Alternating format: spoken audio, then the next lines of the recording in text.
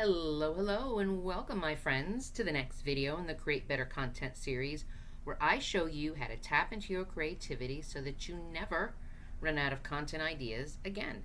My name is Penny, and I'm going to be your guide through this unique creative content development process. I want to teach you how to create more engaging content, more remarkable content that you want to share on social media, more amazing content that you want to put on your sales pages, more engaging content that you're going to put into your emails that you could to help you reach more qualified customers. And if you want to learn more about creativity and how this can help you develop your content marketing plans, I would love to see you hit that button below and subscribe to this channel. And below in the description box, you're going to see some links. The first link that you're going to see is for my book called I Just Did a Thing, where I go into more detail about the science behind why tapping into your creativity helps you with your content creation and why all of this stuff together is exactly what I've been talking about, how you can make sure that you never run out of content ideas again. And the second link that you're going to see is so that you can subscribe to the Create Your Business program. So you can personally go through the process of developing remarkable content when you experience the creative activities and you work through the interactive workbook and all of the steps that it takes to actually show up online with an intentional purpose with your marketing. So today's video, we're going to talk about your content and being consistent with your content creation.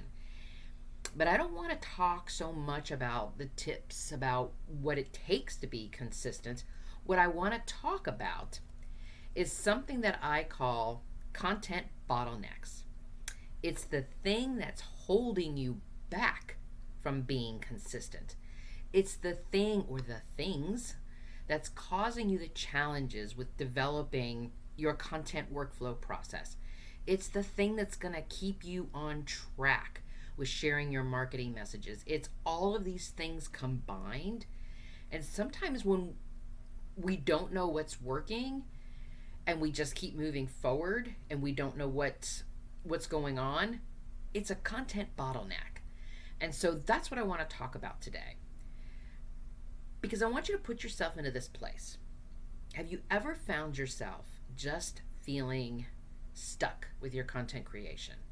And I don't mean that feeling of staring at a blank page, but the struggle when you're working through your content workflow, the struggle of, why is this taking me so much time?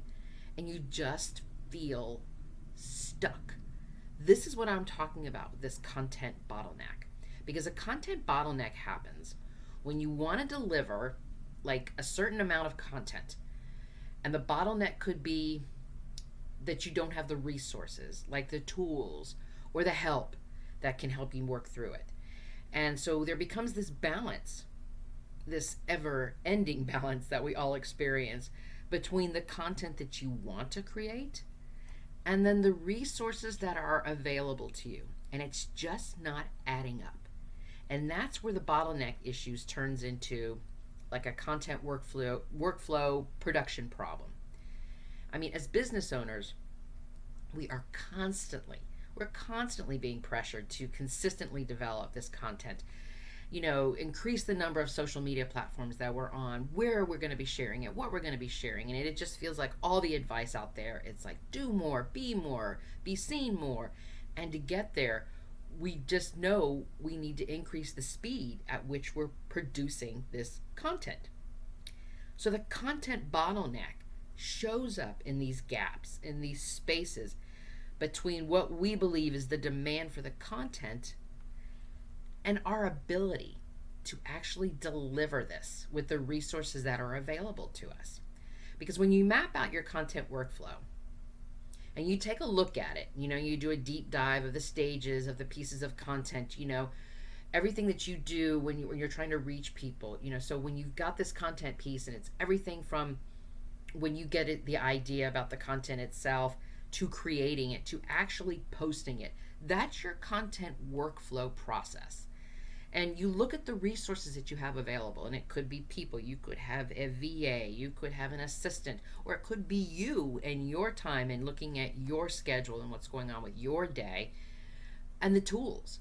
What tools do you have available to you? Apps, programs, paid, free things. All of these things that you've allocated for your content creation process, and how long each one of these steps takes. And when you review your process, you start to get a better idea of your content workflow, and you start to see which areas are impacting your creation process. And it helps to see if you're missing a step, if something is taking too long, and what part of your workflow is actually causing the bottleneck, right? And I'm going to give you a personal example here. I've shared this with the community before, but this is a really great place to bring it back. Is the workflow process that I developed to create my YouTube videos. I've been very consistent with getting something out at least once a week, which is really great for me, because before, when I first started this process, it would take me like 5 days. And so when I finally realized it was taking me that long, what I started to do was every time I would do a step, I just kind of started keeping a list. I kept a list in Evernote, like check boxes type of thing. So the first thing I would do is research my content, my topic that I wanted to talk about, then to write the copy, then to record the audio, then to do the editing, and then to, with my videos, I have to download the footage, and then I have to put the footage with the audio. So there was all of these steps in place. And when I finally started to develop my content workflow process, I could see the bottlenecks, the pieces and parts that were taking too long. The ones that I could use, like I could batch my time. I discovered I could batch my time to do my research. I could batch my time when it came to downloading the footage. I could do a whole bunch of it all at once instead of just trying to do for that 1 week those, the video stuff that I wanted to share. So it took me to actually looking at my entire content workflow for me to see the pieces and parts and the steps that were taking too long. And these were the ones that were causing the bottlenecks. These were the ones that are causing me to take almost a week to do a video. Now I can knock out a video in about 2 days. And I swear, and I promise, I think if I probably had like a full free day of nothing else with client work, or any of the other marketing work that I do for my own business, I probably could knock it out in an entire day, because now I've got my content process and my workflow in place, and I know where the bottlenecks are, and I've found apps, I've found programs, I have found the things that I needed to do to trim that timeline and to make myself more efficient. So when you identify these places in your content workflow, the ones that are holding you back, the ones that are stopping you from scaling the amount of your content, you can actually begin to see where you need to focus your efforts to make a change, to help you do more and to do it better and to be more efficient at it. Because if our goal is to try to create, the quantity and the quality, we need to make sure that we go through this process. We want to be consistent. We want to have that plan in place. And all of this is connected to understanding your content workflow. And we really want to get to that place. And I think that is the goal with small business owners, especially those of us who are solopreneurs, who we are the people that are doing all of the work behind the scenes. Not only are we doing the client work, we're actually creating the marketing, we're doing the content creation. So it's super important for those of us who are doing everything ourselves to really understand what's happening here with your content workflow, especially when you start to see the content bottlenecks. When you start working through it and you go, why is this the one piece that's taking too long? And I think that's part of the problem, that if we don't really look at what's going on with each one of these steps along the way with the content workflow process, that we don't realize where the issues are coming from. So when it comes to the bottleneck, it really starts from these 3 things. The first one is it comes up from the place of quantity. We need more content. And then the second thing that comes up is quality. We need better content. And then the third thing that adds into a bottleneck is the frequency.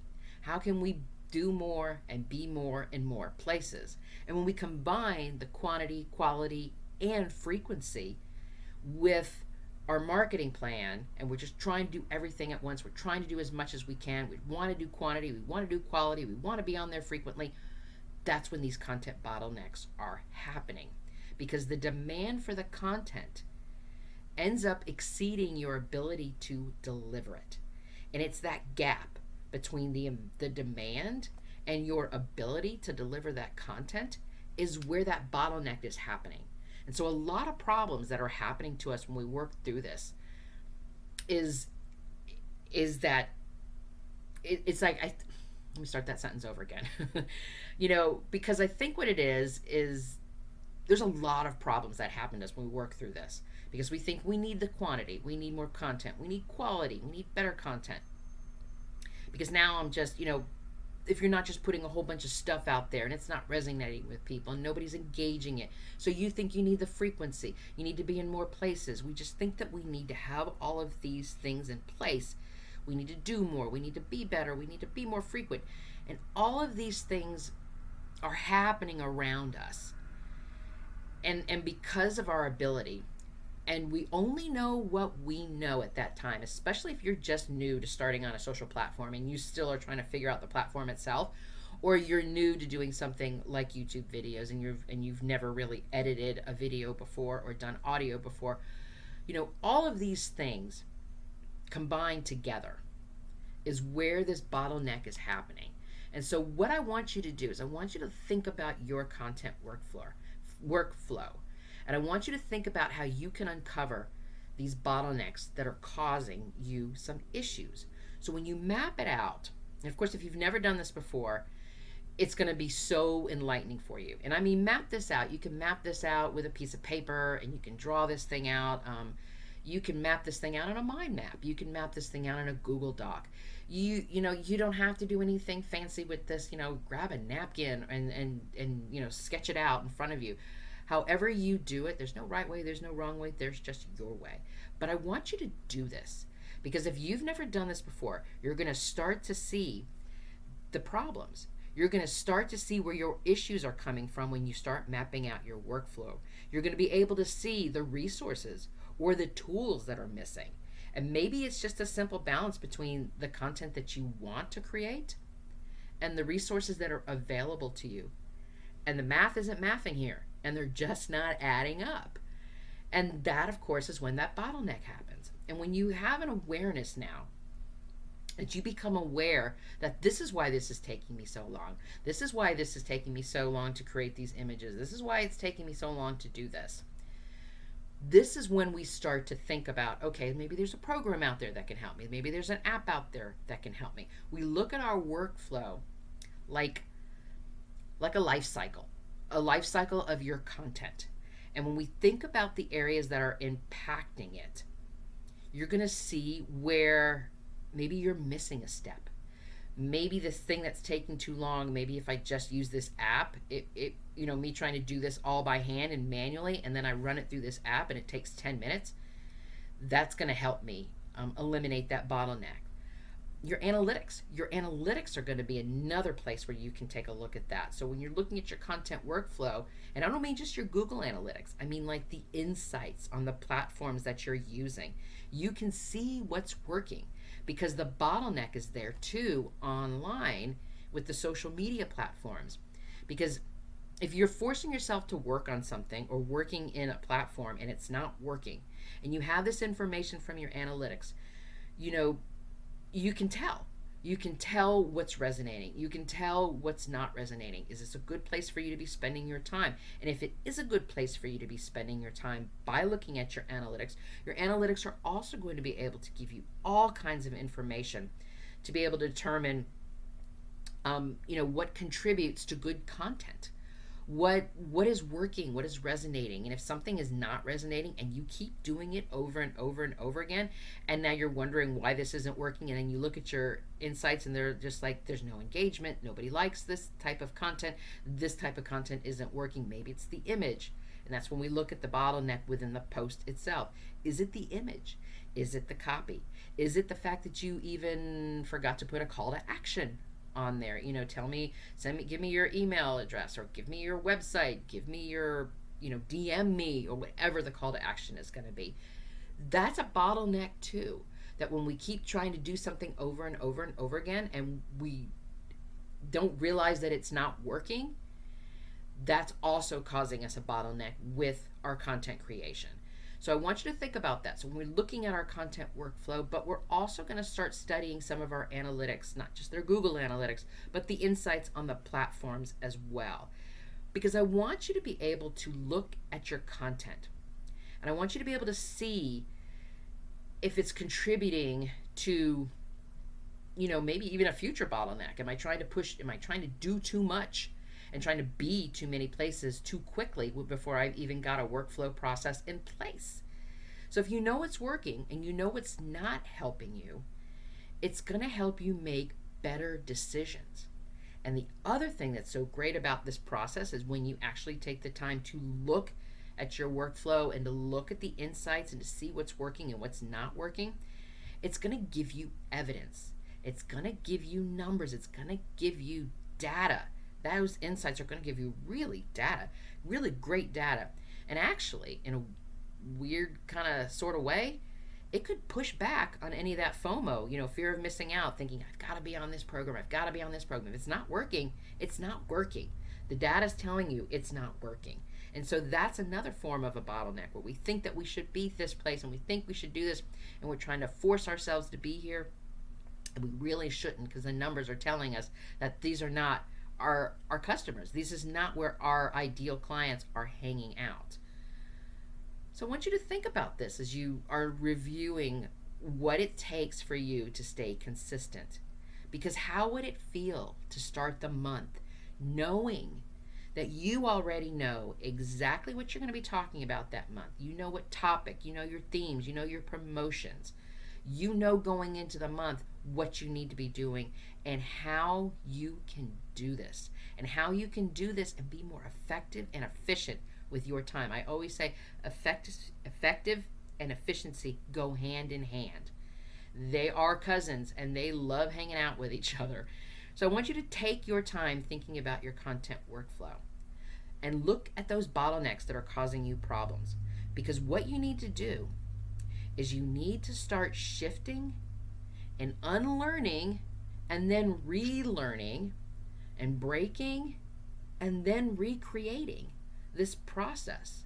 Because not only will that content workflow help you stay consistent, but it's going to help you create remarkable content that will reach more qualified customers online. Thank you so much for joining me today on this creative journey. If you've enjoyed this content about creativity, I hope that you will hit the share button and let's keep this conversation going. And if you're ready to dig into the deep work of developing your content marketing strategy, the link is below so that you can subscribe to the Create Your Business program. You will get an interactive workbook in your inbox every month. You will get creative tools that show up to your front door every single month. And when you work through this process, you're going to stop saying you're stuck and you don't know what to do. And you're going to actually believe that you do know how to create your marketing messages, and you are going to see results. You are magnificent, my friend, and let me be the first to say, I'm proud of you. Until next time.